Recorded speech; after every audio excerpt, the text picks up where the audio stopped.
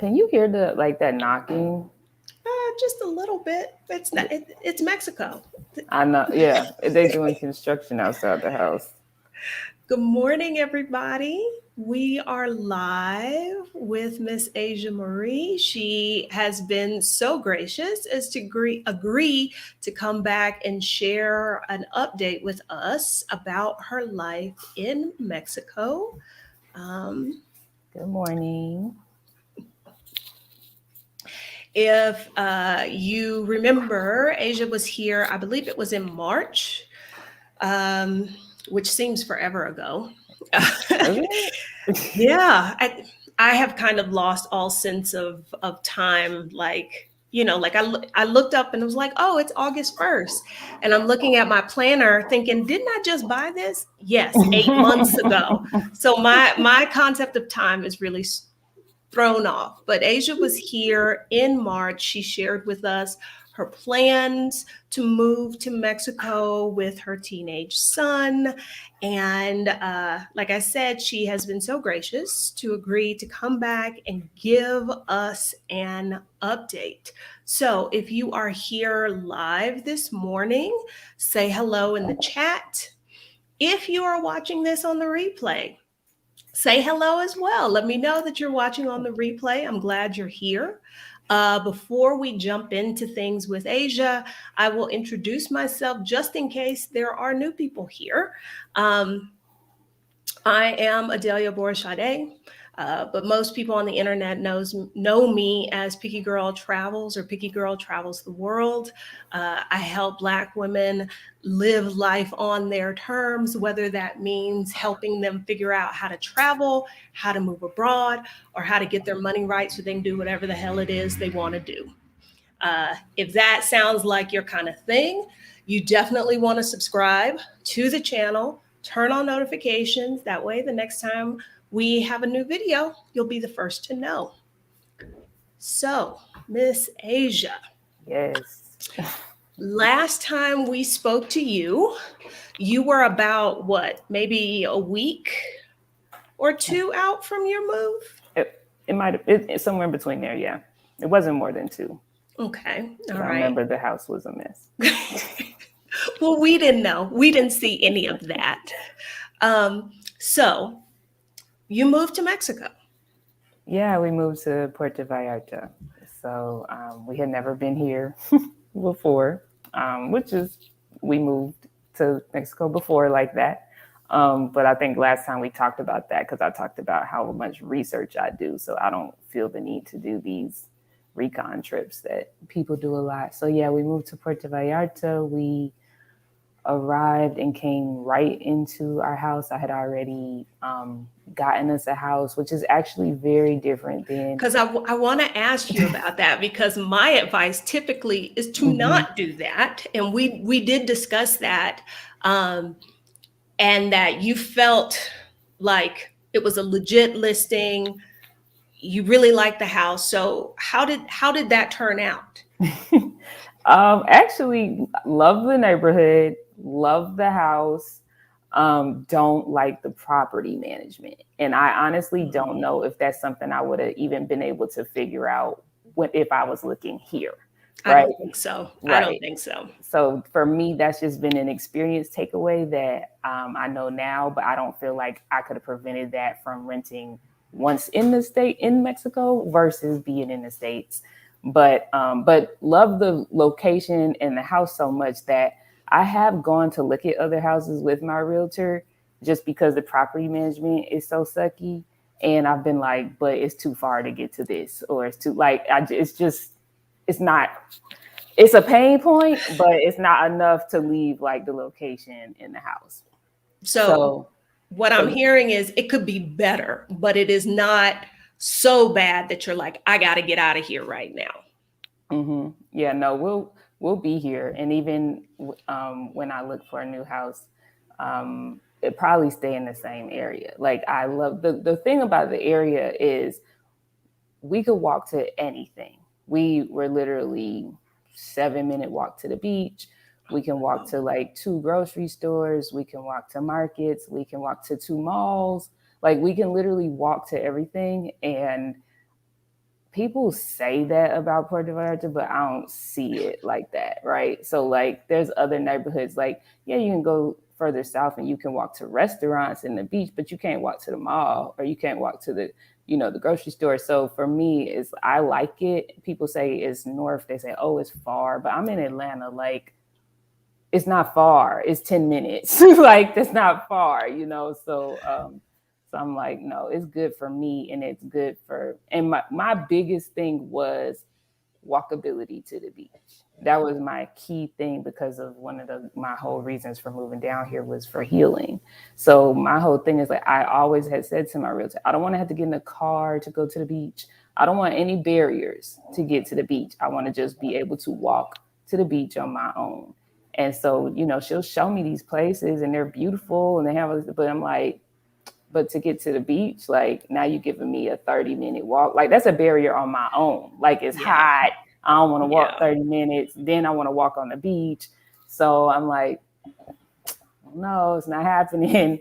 So I probably got to start looking early to get everything I want whenever we move out of here. But this house do you have beautiful. a year lease, a 6-month lease? I signed a year lease. Okay. So, but again, like I really love the neighborhood. I really love the house. Even the property management, it's like I was trying to figure out a way to maneuver it. Like I get to a point where it's like, I don't need to ask y'all for nothing. Right. Like I just do it, take it out of rent and keep it moving. But then there'll just be things that pop up, which is not the property management fault. It's the way, like it stormed on Friday and the kitchen literally flooded. And they couldn't have done nothing about that. But in the response to things, it was like, that's really what you said. You know what I mean? So it's stuff like that.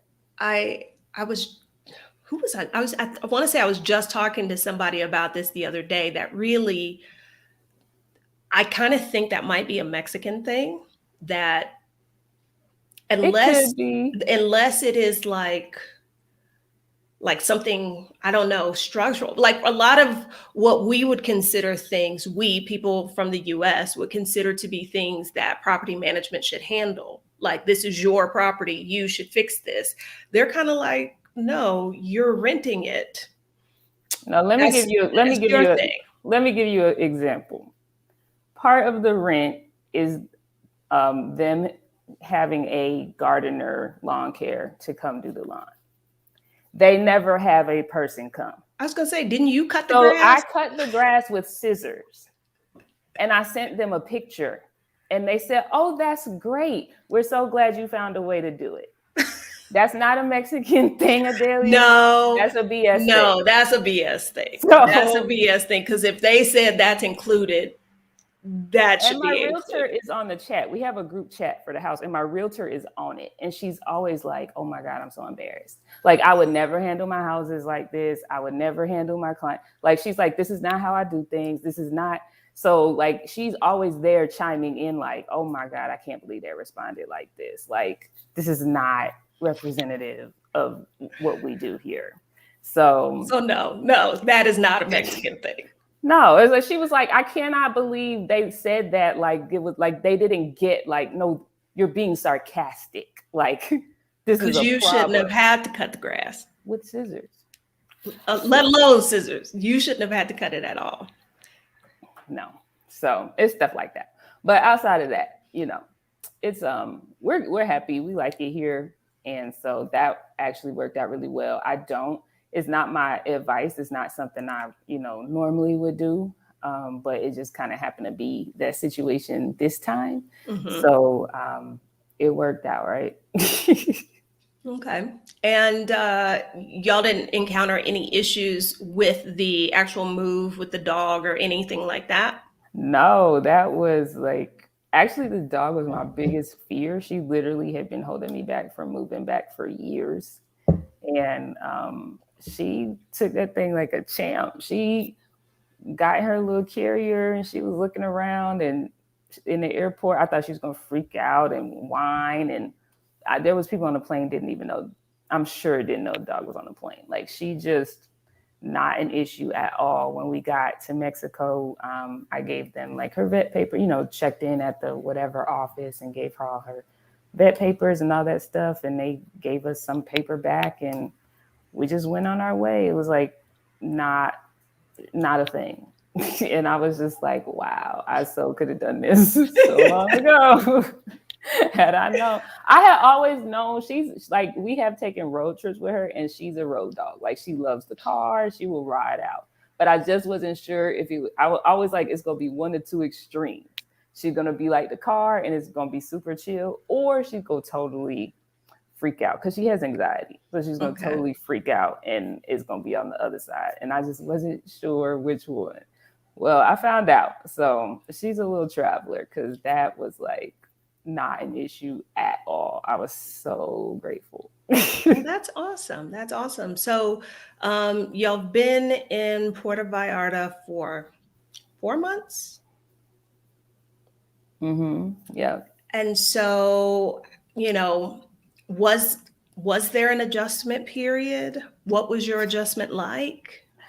Yeah, there's always an adjustment period. For me, I'll say the biggest adjustment period was I'm very natural and holistic in what I eat, what I use in my house, what I consume, minerals, vitamins, supplements, stuff like that. So I had come packed, like most of my luggage was overweight because I had stocked up on that stuff to last me like 3, 4 months while I figured it out. But just really finding all the places where I could get all the things that I want and make me feel comfortable. And that was like a real adjustment period because it's like in Atlanta, you go to one store, like go to Whole Foods. I'm not a Whole Foods shopper, but the point is one store. Here it's like you could go to this store for that, and then you can go to this store for that, and then I got to figure out which stores to get the things. I actually even started a spreadsheet of the stores, and these are good and these aren't, and that kind of stuff. Even with looking for like gluten-free desserts because I still have a sugar thing, and like I hate when people say, "Oh, it's a gluten-free brownie," and it's like disgusting, right? So even trying to find like the equivalent of like this is a bomb gluten-free brownie, and I did find one.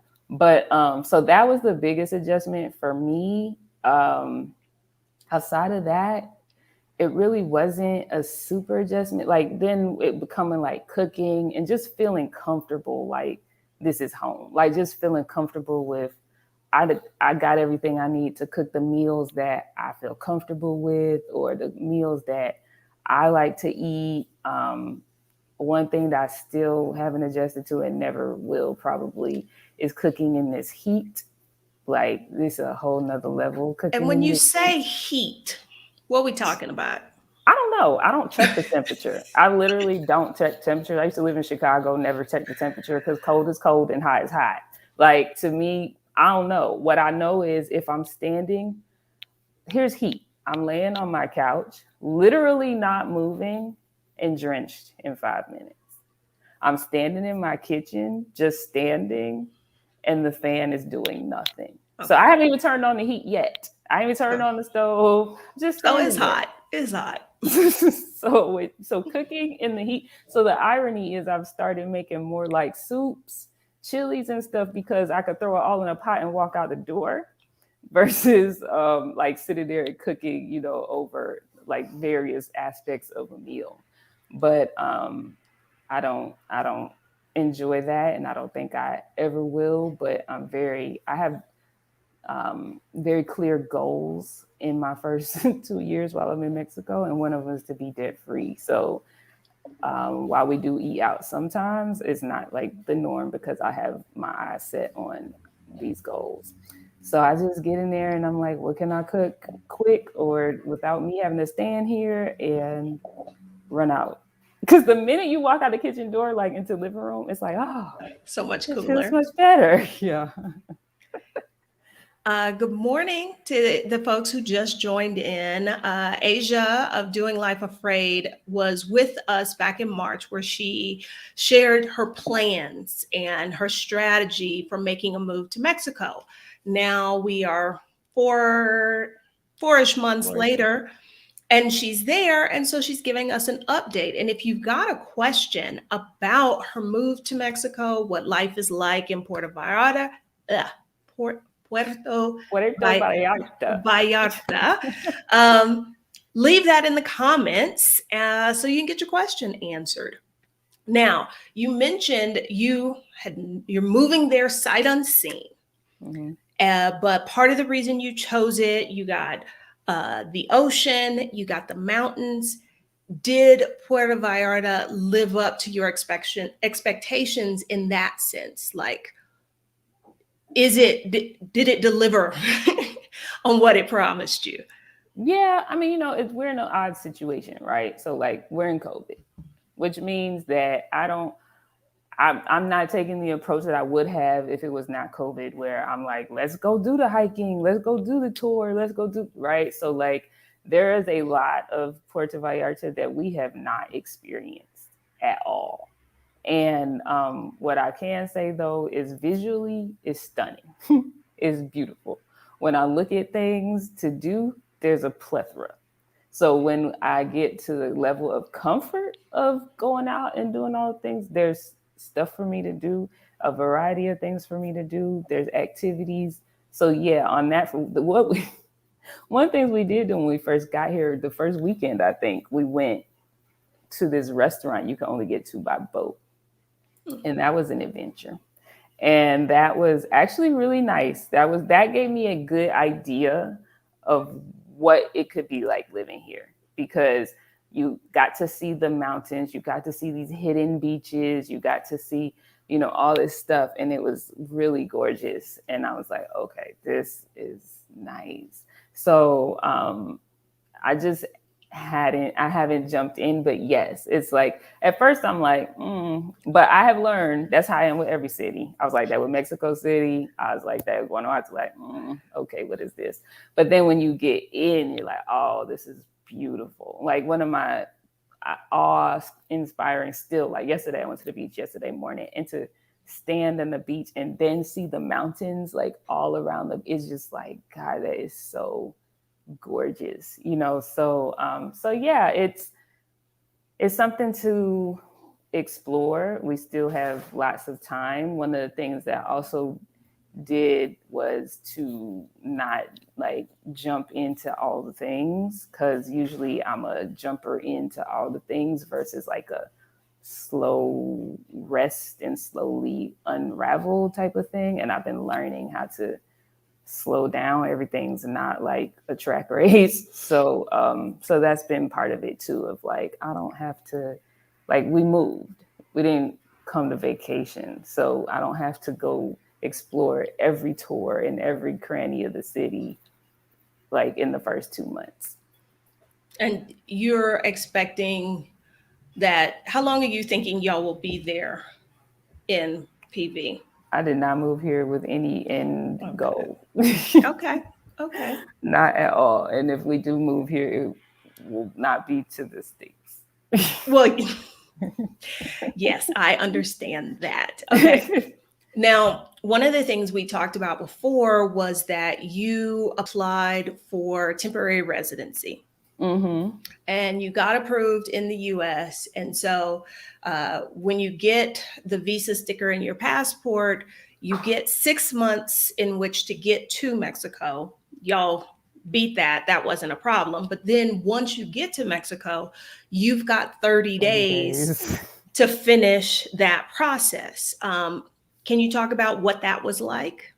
Yeah. So I would say one of the first, and that's part of the reason why I didn't do like all this exploration and stuff. Because in my first 30 days, um, I was highly focused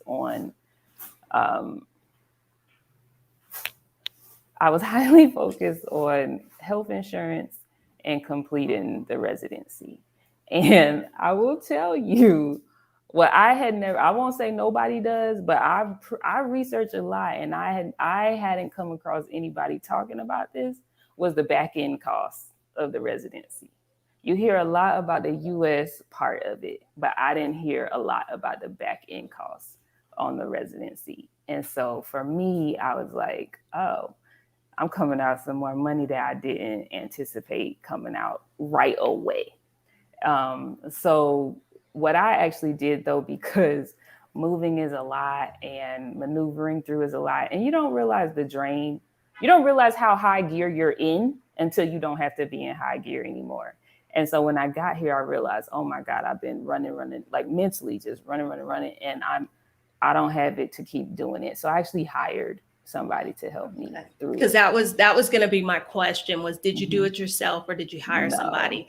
I have done it twice and I've done it myself, Hmm. but that's not to say that it's a stress-free thing. I got it done, Right. but I'm not going to say it was stress-free. Yeah, I Okay. didn't have any energy to exert on that. So I met with like 3 or 4 people, talked to them to see how they do the process and how it's handled. And I hired one that was recommended to me, and it was great. She did everything. She did all the papers. She had me meet her to sign the papers, and then she went off and did whatever. And then she told me when to show up to get our pictures taken and our fingers printed, and another week, because here we're not on a 1 day process. Okay.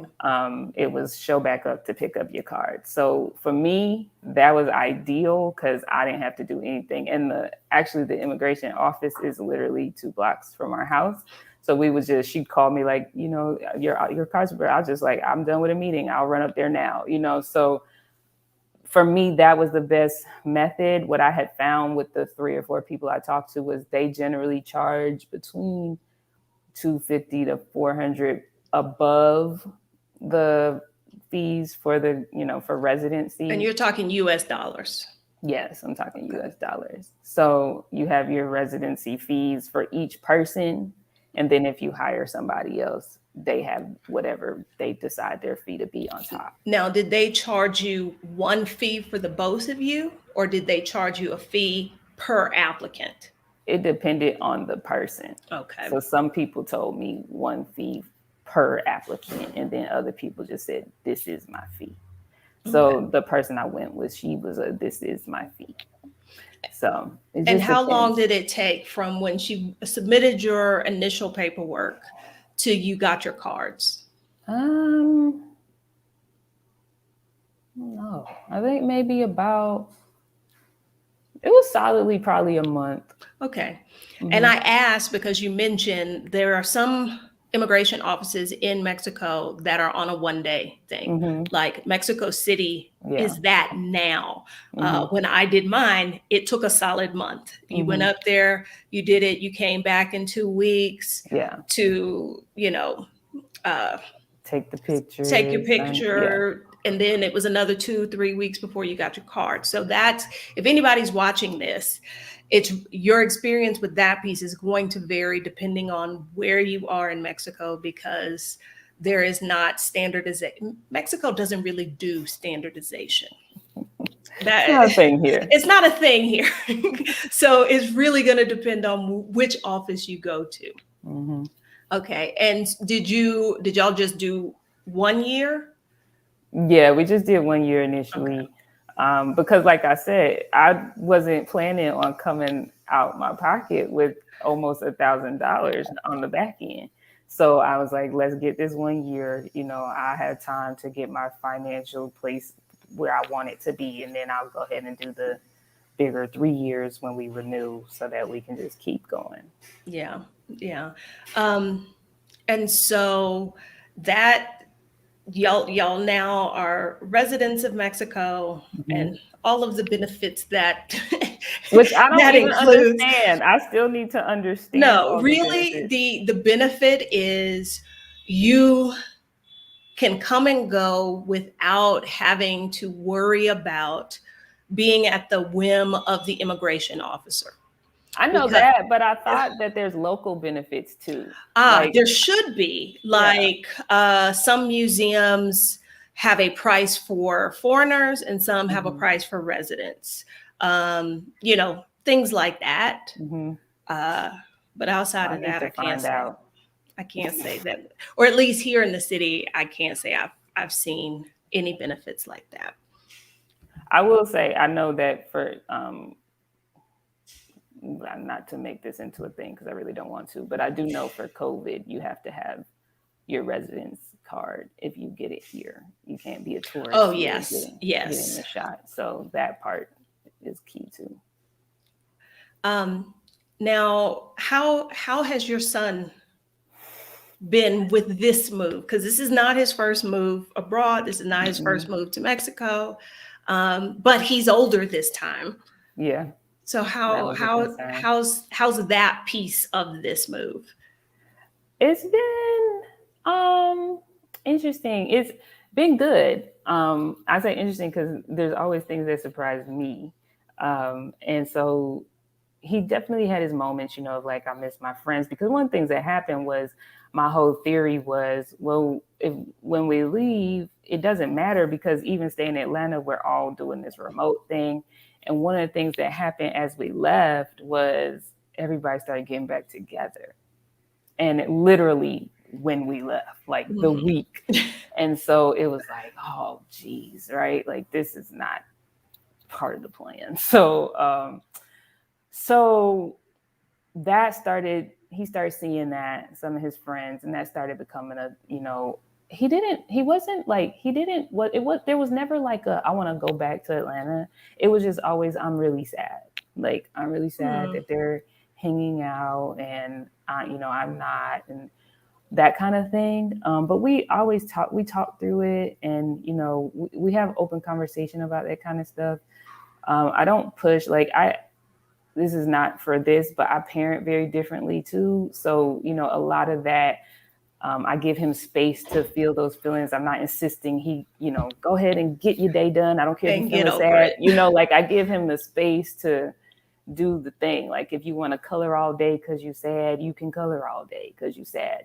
So I think part of that, the way I parent him helps ease some of it. But we've also had many days where, and I think I've said this before, I've had to be like, are you being for real or are you being funny? Like, it's just hard to know with him, especially a 14-year-old boy. And so it's been many days where we'll be walking down the street or walking on the beach, and I'm just so grateful you moved us here. Like, thank you for moving us here. It's just, I love it here. I'm just so glad to be here. And the first few times I'm like, you for real, but I mean, it's been at least three, 4 times that he's verbally said that. So I'm gonna take it as his word and roll with Yeah. it. And we definitely have lots of like beach fun. We go to the beach. We never go to the beach. We have never been like, it's beach day, we're going to the beach. Like it's never been that. It's always like, let's just run because it's so close. Let's just go to the beach for a minute. And he might bring bubbles. He might bring, we might bring these random things, and we just go and hang out. And he never wears a swimsuit, and he goes and ends up always getting completely wet. And I'm like, why do you do this every time? So, but it's just fun. We just enjoy it, and um, with the validity of COVID, we are seeing like some of the things we do and going back to mainly Zoom or mainly, stuff like that. So that's kind of evening out right now. And at the same time, he's starting to form some friendships here. So it's good. Everything has challenges that come with it, and we're just working through them. But outside of that, I mean, he really seems to enjoy it here, and he tells me he's glad we're here, and so. Hey, I mean, the fact my youngest, when she was 14, if I could get anything more than a grunt out of her, Exactly. that that was a big deal. So, you're saying he's just saying this voluntarily. Yep. I say that's a win, mama. Exactly. Hence the You sure?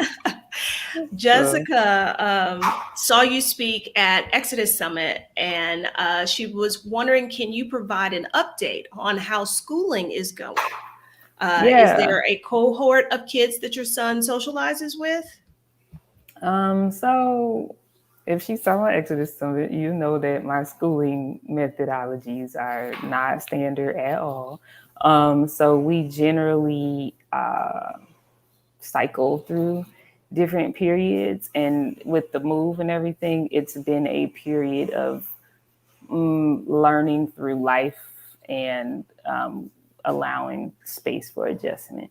So with that, a lot of these schooling has eased off, And the one thing we've been consistently doing is math. He does math daily. Um, and then it's more of like true unschooling, like documentaries, talking about different things we're doing, talking about, the state of the world. He's done a lot of, what is it called? He's gotten into, I can't forget the term, but it's like social justice camps and stuff. So they Mm-hmm. talked about like the origins of policing and all this kind of stuff. So he's taken at least 3 of those camps, which is like 4 or 5 days a week. And we talk about that kind of stuff.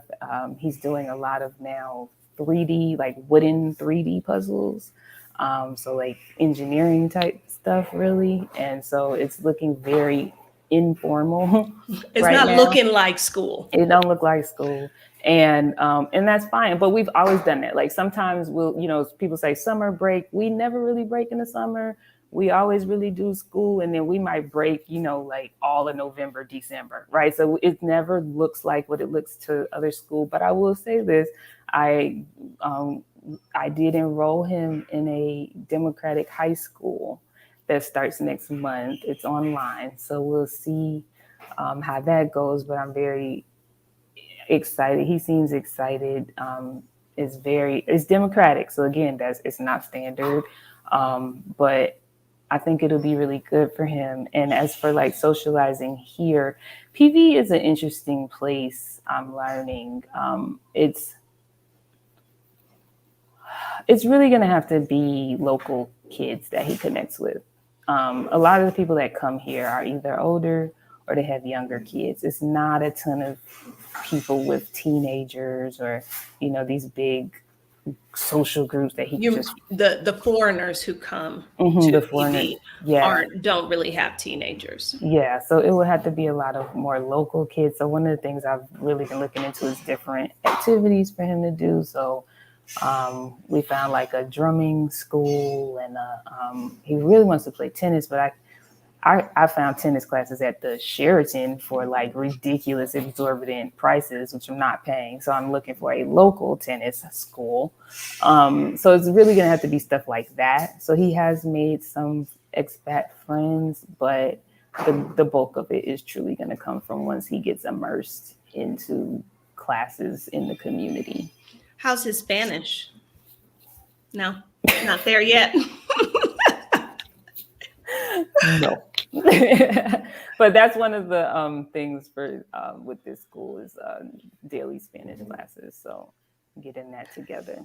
Now, you said he does math daily. Mhm. Y'all unschool. So what does that look like? Because for us, that might mean, well, you've got a math workbook or you've got math worksheets, but I suspect that is not what he's doing. That is what it looks like for him. Okay. Math is something that he has had to push through. So for him, math has always been very structured. We Okay. will add it in if like we're cooking and throwing fractions, whatever. But math has always been, here's your worksheets, here's the lesson, let's sit down and Okay. learn this thing. All right. And so that's interesting that, and I think it underscores the fact that world schooling doesn't look one way. Mm-hmm. And your approach can be a hybrid, that there Yep. can be certain pieces that are more structured and other pieces that are much more fluid. Now, this democratic high school, is it in Mexico or is it in the US? Or is So it I actually, how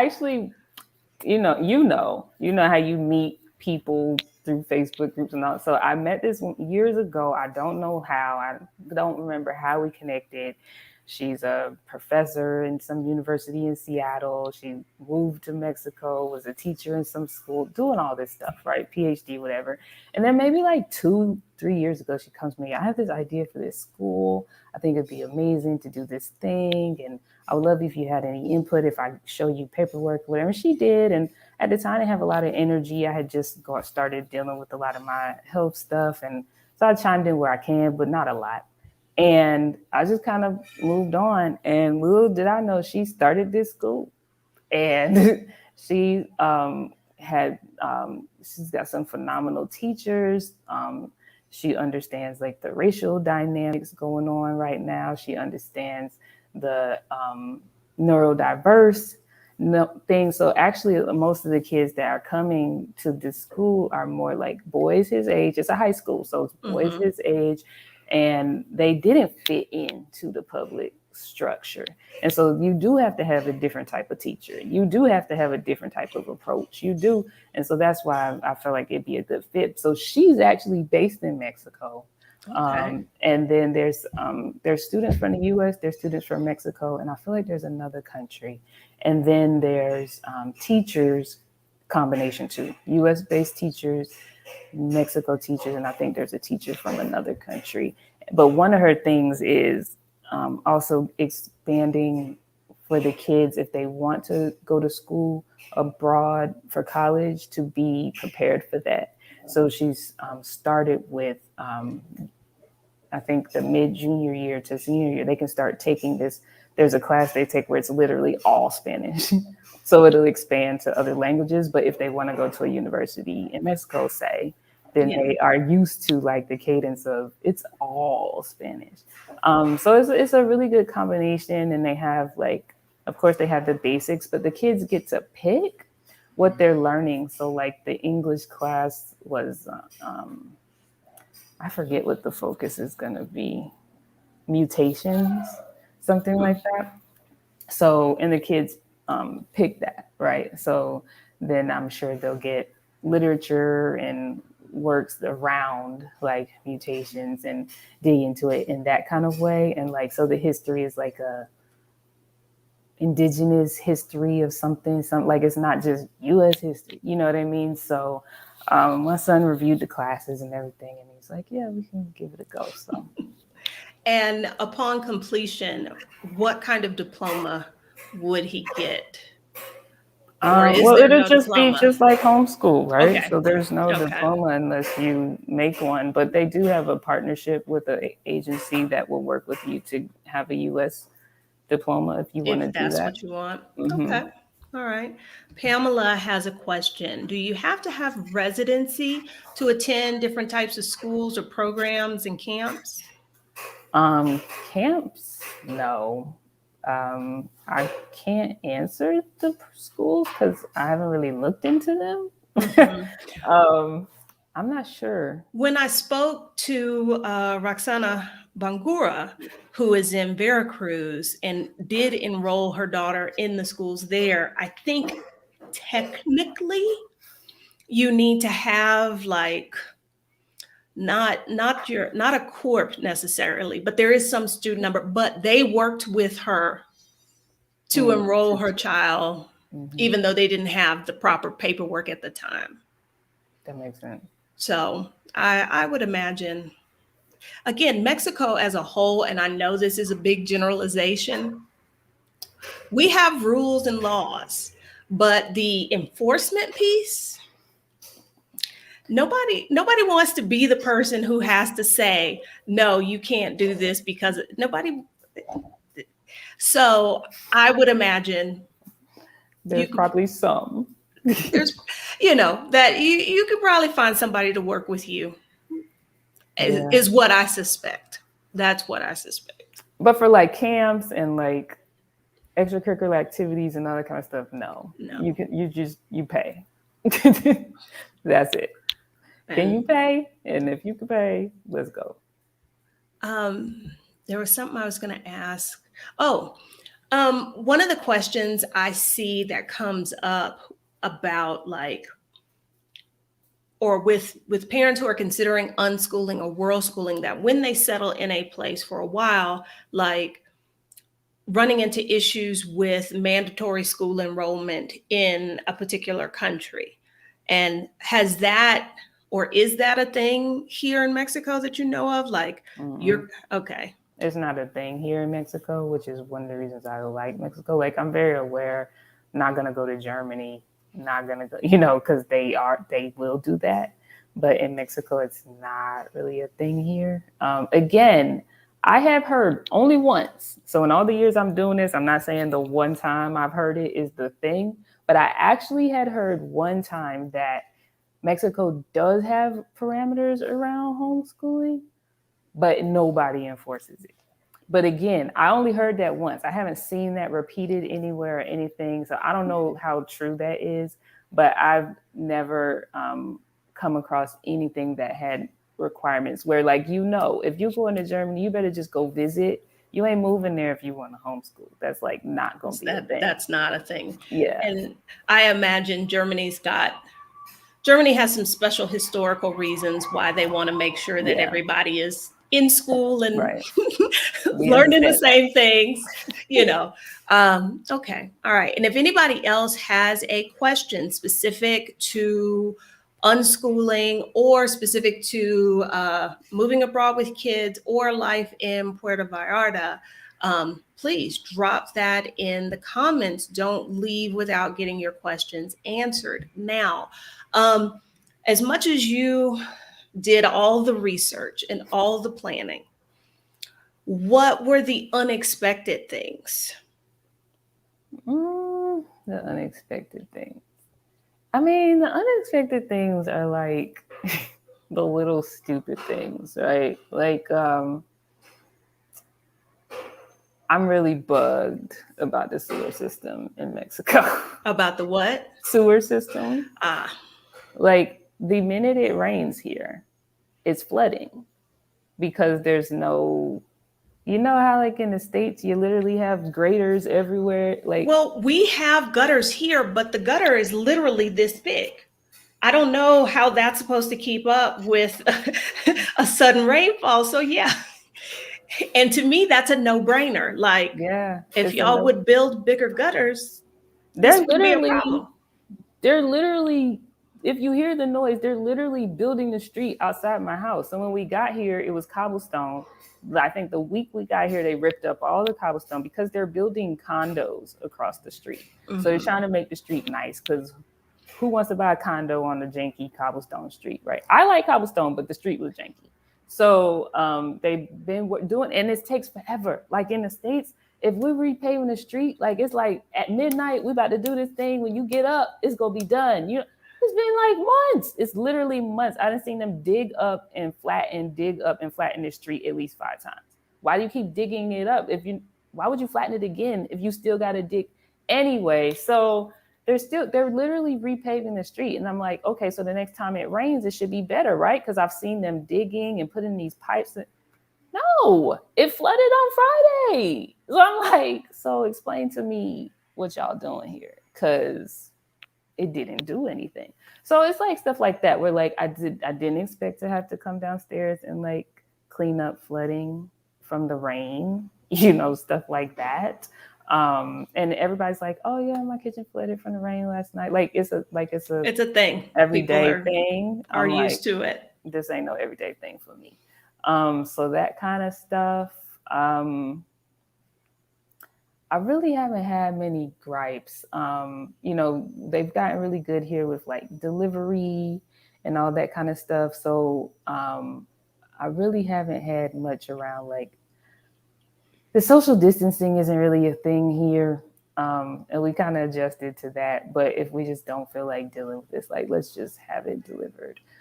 So we do that. But really, it really has been an easy transition. That's why I just love this country though, right? And like one of the things my son and I learned the last time was like, if you come here and you want a replication of the US, like you're not here in the right mind frame, right? You cannot come here expecting it to flow like the US. But if you come here open and looking to like, oh, that's how that works. Oh, okay, let me get myself together, right? Then it's like, okay, it is what it is, And so one of the things I do love here about Puerto Vallarta is even most stuff, if you're indoors, it's still kind of outdoors, right? Like a lot of the restaurants, it's literally no windows. It's literally, even I found an acupuncturist. I started with her as soon as I got here.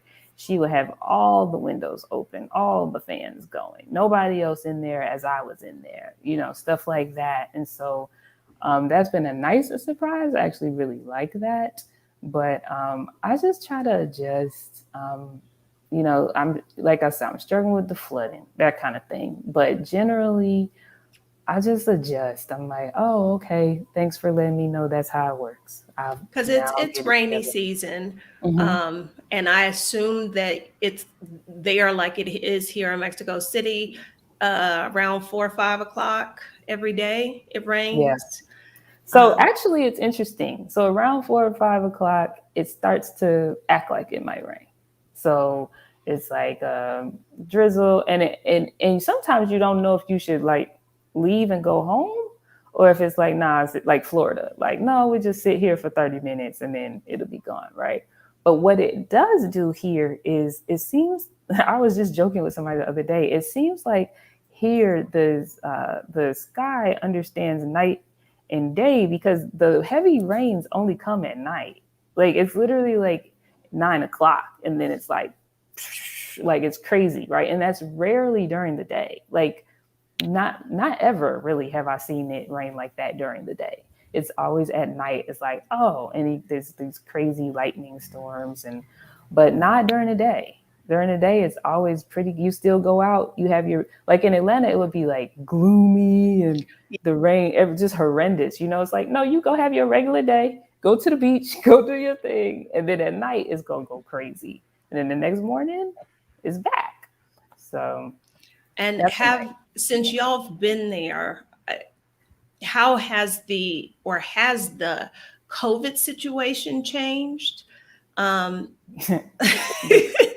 Actually, hold on. I saw this thing about mold. Actually, I wouldn't say that because, like, one of the things that I actually experienced this on Friday was like, oh, it's actually not going to be mold because of the tile, all the tile, and so the materials they use is like they're aware of where we live, so they build it in a way where it's not about to it's be an issue about just get the water out and right. then It's go on about your business. business exactly because I even noticed, and I thought this before the rain happened.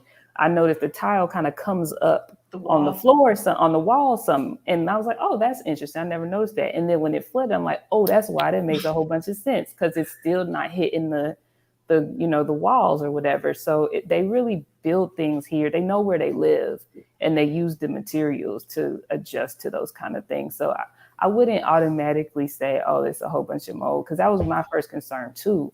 But then when I realized how they built the house, I'm like, oh no, it's just I just need to get this water out, period, and that's it. So, and the other thing is, it's so humid here. I ain't got no time to be like it's just gonna evaporate. Like my hair dries here so freaking fast, and it's Oh, like, wow. why is that? But it's so hot. It's just so humid. So, so yeah, COVID, they had been doing so great with COVID. Like COVID was, I was like, this is awesome. And then the US went crazy. And the daggone CDC changing rules when they feel like it. And then everybody came down here and acted like it was the same situation. And it's not. And so now I don't pay attention anymore because it's just not good for my health. But like 2 weeks ago, I had read up just to understand what was going on, and like in a week, it had increased 300%. Y'all are in an interesting situation because you get so many tourists Mm-hmm. from the US. And that's primarily why I asked that question because looking at the numbers here, like tomorrow, we go back to red. Mm-hmm. Although the boss of the city claims we're only orange, the national government was like, "No, sweetie, y'all We're red." red. And when you look at the numbers, starting at about July 4th, that weekend, Yep. that's when you just start to see the numbers just go up and go crazy. And there are a lot of tourists here, but y'all get far more tourists or more tourists as a percentage of the total number of people there. Yep. So I was imagining that you've seen.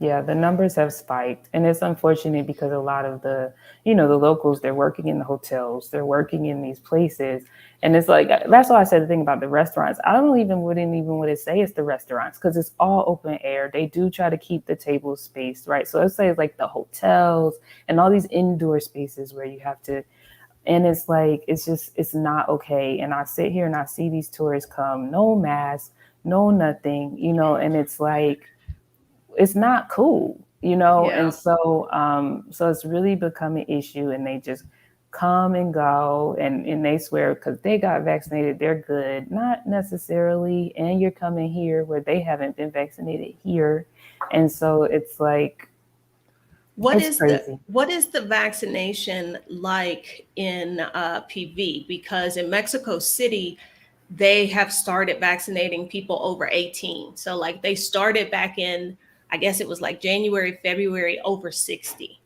Yeah, And they have now gotten to everybody over 18 has had the opportunity to get their first dose. They're still working on second doses, I think, for like 40-year-olds. I don't know. It's hard for Okay. me to keep up. Like I'm just figuring out where to look at to even get the information. So like when I get this information, it's because somebody else who lives here told me. And so I'm like, oh, I didn't know that. Like my realtor was like, you can get vaccinated. No, I didn't know that. Where am I supposed to find this out? So I don't know the numbers. I think last I did hear though, it was 18 and older at this point. But and the lines are crazy long to do it. Like I'm every time I see a line, I'm like, but you gonna get it just standing in the line to get vaccinated because it's just so many people, So and many so people. yeah. So I don't know. But one of the things I did want to touch on because it was a big deal to me when I first came in was the health insurance. Okay, because I And was gonna ask about that, but before you do that, I did just put in the chat when Asia was here. Like, if you're watching this and you're thinking about, okay, I think I want to move to Mexico. Where do I start? What can I do? This is a link to our first conversation with Asia, where she talks about what her process was and all of that. Okay. And so I put that in the chat and I'll add that to the description. And I was going to come back and ask you about your insurance because I did a live maybe 2 weeks ago about my experience getting insurance. So I'm curious to hear yours. okay, I have to go back and watch that. Yeah, so when I got here, again, I think I had talked last in the last one about connecting with people through Facebook groups and all this kind of stuff. So when I got here, I had a number of people that I already had connections with, interactions with, that could just drop me referrals and resources. And so when I was like, okay, I need to start getting health insurance, I had people say, oh, here's this name of this guy you need to call, and here's this. So I had people give me like 3 or 4 different people who I could call, who were basically insurance brokers here. And I let them know what I needed. I let them know what I was looking for. And they sent me, I had a combination of Mexican insurance and expat insurance companies. And um, it was it was pretty simple and straightforward. I moved here kind of on a health scare. So I didn't know what I would need.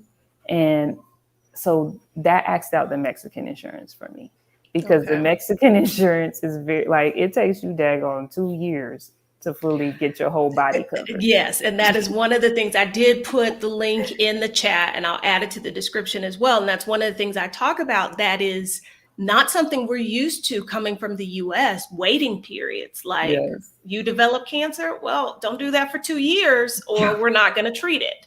You want to have a baby? Well, you need to have insurance for a year and a half before we will pay for you to have a baby, Yeah, that kind of stuff. exactly. So since things were kind of, I know what was going on. I'm like, I can't do that. I can't go that route this time. So I end up going with an expat health insurance company that actually I verified that they do direct pay with 4 Ooh, local hospitals in Puerto Vallarta. who's the Um, company? you would ask me, and I would not know who is the company. Is I it don't know. Boomy? I have to. Yeah, it's Fumi. Okay. And they do with 4 local hospitals in PV. Um, and so I verified that. I asked all the questions I had. Here's the thing, though, also about insurance, and I'm sure you can relate to this, is that I don't use it the way I did in the US. So it's not like every doctor's appointment, every whatever I'm going to my insurance.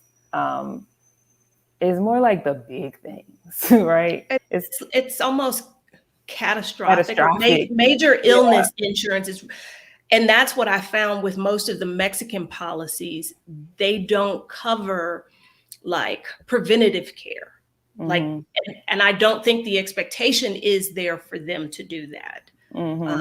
It's The more of, movie does. They yes. do cover a preventative care.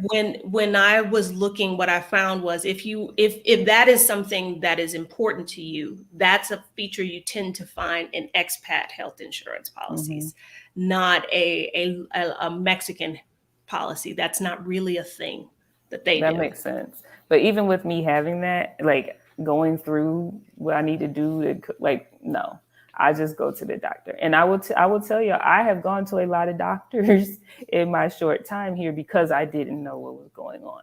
Hmm. So things in the states where they was giving me worst case scenario, this and that, whatever, telling me I had to get certain tests to do things, and I didn't want to get those tests when I came here. Plenty of doctors were like, "Oh no, you don't have to do that. That's extreme. Why would you go that far? Let's do this first. If that doesn't work, then we'll do this next." Like the experience was a night and day, and I'm so glad I left there to come flush out what was going on. And I did not have what they were trying to convince me of in the US. I didn't have anything close to what was going on of what they said in the US.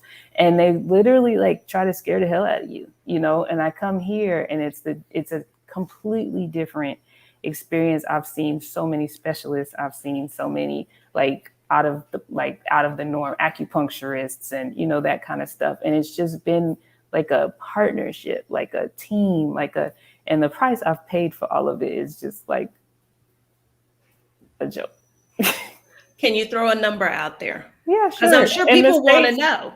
In the States, I was paying for an acupuncturist. It was $90 a session. My acupuncturist that here, who did so much more included in the fee, was $30 a session. When I went to see a specialist, a urologist, it was 35 the first appointment and then 25 every And subsequent this is appointment. without With insurance. This is without insurance, and this is without having to go to your primary care to then say you can go to this other person. So, just pricing like that to go get what you need. Testing, I had to get a plethora of like blood and your urinalysis tests. I've gotten um, ultrasounds here. I think the ultrasound was $50. All the blood work and stuff that I got, I was a little shocked with that. I was like, "Woo!" I didn't know it was gonna be that much, but it was $200. Where in the states, Hmm. the plethora of what I got would have been like at least 1,000. So I had to get myself together. Like, Plus the waiting and the approval oh man, let me tell to you be able to something. do that. That's the My other piece. my brother came to visit me. He came down here for a week, and I had to go. That was one of the weeks I had to go get this ultrasound and the blood test and all that kind of stuff. I had seen the doctor, everything. So they met me after that. We went to breakfast, and I remember talking to my brother on the way to the breakfast, and I said to him, "What I've done in a week here would have took me at least 3 months to do in the States." Oh yeah. Oh Between yeah. the doctor's appointment, the waiting time that they make you take in the States, I did it in a week here. And so what is happening? So it's just like between the time frames and between the costs, and then between the like, I remember one of the doctors, I had come back from my second visit, and he was like, "This is what you should do, this is what you should do, but I know that you're more natural, so here's some natural ideas too." Like, he knew what I said was important to me, You and mean he listened to he what you said? listened to me and was like, "But here's some natural things too, because I know that's, you don't really necessarily want to go with all the." And I'm like, "What?" Because doctors at home, they will be like freak out if you like, "I want natural." Well, you don't. That's not gonna work for you. And I'm like, The culture around medicine and healthcare is very, very different. Now, Tanya was saying kind of ballpark, what can somebody expect to pay for expat insurance? for expat insurance, I was getting a range for me and my son, but between like 1,200 to 1,600 a year. Okay, that's actually pretty good.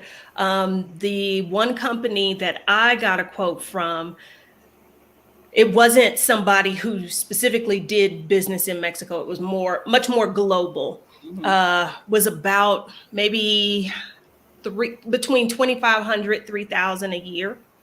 Uh-huh. I looked at some companies on my own that were like, so this is what I found out. The companies that I looked at on my own that were exorbitant, they were still US based companies. Yeah. And I was like, ain't this some nonsense? So the Yeah, ones who say expat but they still US based, you're gonna it, find crazy pricing still. I would agree with that. I would agree with that. Okay. All right, guys, we have had Asia here for about an hour. I don't want to take up more of her Sunday, so they'll make one more call for questions. Again, moving with a child, life in PV, anything like that. I will also uh, put in the chat if you are where is it? Okay. If you're considering making a move abroad and you're kind of at a loss as to where do I start? What do I need to do? Here is a link to a move abroad checklist, categorized by like financial, communication, medical, like those kinds of different topics, as well as here is a link. I've got a how to move abroad playlist of different conversations about people making their move and how to do that sort of thing. Now, we had a question. Can you recommend a family friendly neighborhood in PV? When I saw that, I thought about there's an Instagram blog traveling that her theory is children are everywhere. So there's things for children to do everywhere. And so that's the thought that I had when I saw that. Like people here live everywhere with their families.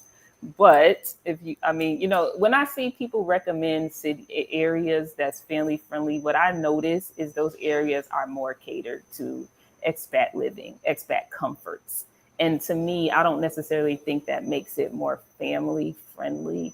And when I say family friendly, I mean, are there like parks with like kids stuff, or are they? And I don't really see that here, even in the neighborhoods people claim to be more family friendly. So I don't know what they consider them being Hmm. family friendly. So to me, what I see people say, and I'm not going to tell you these are my recommendations, because I don't think anybody would ever say our neighborhood is. But I let my son go for walks on his own out here, and to me, that's family friendly. Can the boy go outside without me, and I'm not concerned, and he can go play with his dog and do all this stuff, and it's safe. But people here would say like Fluvial, Versailles, and there's another neighborhood. It's like a triangle area. Those three neighborhoods. They would say that, but honestly, what I see about those areas, they have some beautiful houses. Don't get me wrong, but what I see about those areas is they're just much more what we would be used to as living in the U.S. Yeah. Yeah. How's your internet speed? I've never tested the internet speed, but I work completely online. So there's that. The internet. Also, one of the things I will say is internet speed is always generally lower, and you just have to ask to have it increased. But I do have. There's I guess, a newer vendor who does is it fiber optics? I don't know. Total Play. So I Okay. did get Total Play over the internet that they had. However, one day Total Play acted up. So I actually have two internet providers Okay. just to have a backup. One is slower because that's the one the landlord had installed. But the Total Play is, I think it's 200 meg. I think I was trying to get equivalent to what I had in Atlanta. So I think it's like 200 megabytes or something like that. Okay. All right. Well, thank you for giving us an update. Yeah, of There were quite course. a few people who wanted to know how things had turned out for you. So I'm very appreciative of you giving up a piece of your Sunday to talk to us. Thank y'all, the people who came live. Thank you to the people who are watching this on the replay. If you have not subscribed to the channel, go ahead and do that. That way you will be notified when there are new videos.